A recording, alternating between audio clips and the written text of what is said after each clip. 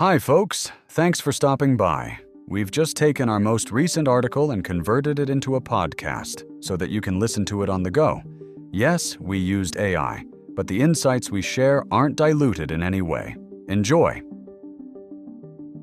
All right, so let's talk content, right? But not just turning it out. We're talking about building something bigger, something substantial. Exactly. It's about moving beyond just posting stuff and actually creating a real system. So what's the real difference then? Why is a system so much better than just, throwing stuff at the wall and hoping it sticks? It's the difference between a one-hit wonder and a long-term strategy, basically. Okay, I'm intrigued. Let's dive in, man. So this article kicks off by saying most creators think the answer is just post more. Is that really the problem, though? It's a common trap, definitely. People think volume equals success, but it's really about architecture. Architecture? Like blueprints for your content? Exactly. Without a system, you're just mistaking movement for progress. It's frantic activity disguised as a strategy.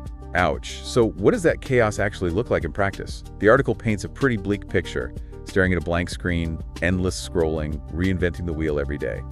Sound familiar? Way too familiar, man. It's the content creation hamster wheel. I've been there.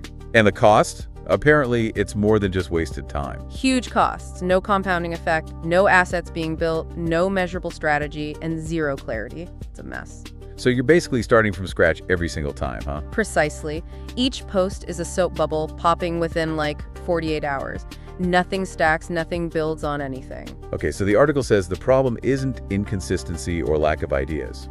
What is it then, in your opinion? It's structural, man. You're operating without a system. You have isolated posts, not a content engine. So posting is linear, but a system is cyclical? Exactly. Posting is idea, post, done.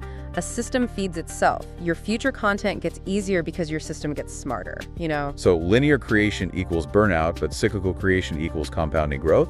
That's the key takeaway. It's the difference between creating content forever and building machines that create content for you. Okay, I'm starting to see the light, but what does the data say? Is this just theory or is there proof? The article throws out some impressive stats: ROI, cost savings, better results.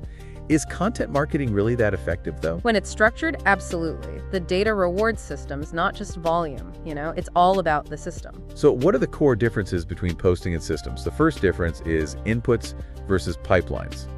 Explain that to me. Posting is all about inputs. You need a new idea every day, right? A system turns one idea into multiple assets. The one core asset model, one big idea becomes a ton of different content pieces. Exactly. You don't need more ideas. You need better pipelines to get those ideas out there. The second difference is randomness versus repeatability. How do you make content creation reliable? Systems don't care how you feel, man. They give you a clear process, a predictable workflow, and a structure that reduces thinking. So it's not about waiting for inspiration to strike. Nope. It's about having a repeatable path that moves without you, even when you're not feeling it. The final difference is dead posts versus active assets. What makes content an asset then? It's searchable, repurposable, distributable, evergreen, and measurable. It has a job, not just a moment in the sun. So it's not just writing on water, it's building something that lasts and keeps working for you. The article mentions Shopify, HubSpot, and NewWimShop. What do they do differently exactly? They built structured content ecosystems. They focused on answering customer questions, creating lead magnets, and distributing across multiple channels. So it's not just about publishing a blog post. It's about tying content into a system with infrastructure, right? Okay, let's get practical here. How does a content system actually run week by week? It starts with strategy and outline on Monday.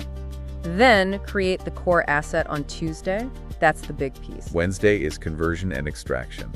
Mining the core asset for gold, huh? Yeah, exactly. Thursday is distribution asset creation, adapting extracted material to platform skins, making it fit everywhere.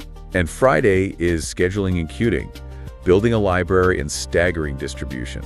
So you're set for a while. Exactly. Your marketing for the next month is pretty much done. You've bought back your time, which is huge. So what platforms should you focus on, in your opinion? Primary long-form platforms like a blog and YouTube, then distribution platforms like Pinterest, LinkedIn, YouTube Shorts, Quora, Reddit, and email. Spread it out. It's about building a hierarchy where every platform has a job to do, right? So the big takeaway here, stop thinking like a content creator and start thinking like a system architect.